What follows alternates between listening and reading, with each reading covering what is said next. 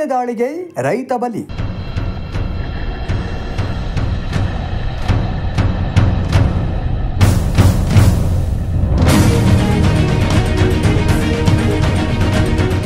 ಕಾಫಿನಾಡು ಚಿಕ್ಕಮಗಳೂರಿನಲ್ಲಿ ಕಾಡಾನೆ ಹಾಗೂ ಮಾನವನ ಸಂಘರ್ಷ ಮುಂದುವರೆದಿದೆ.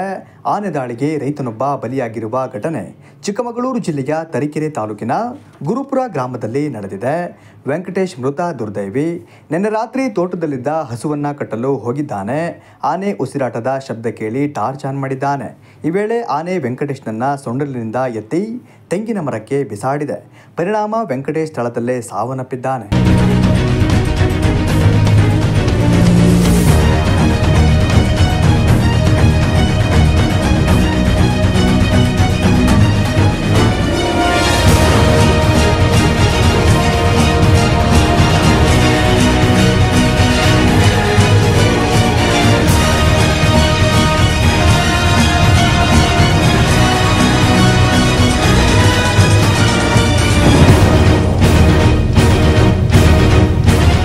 ವಿಷಯ ತಿಳಿದು ಸ್ಥಳಕ್ಕಾಗಮಿಸಿದ ಅರಣ್ಯ ಅಧಿಕಾರಿಗಳ ವಿರುದ್ಧ ಜನರು ಆಕ್ರೋಶ ಹೊರಹಾಕಿದ್ದಾರೆ.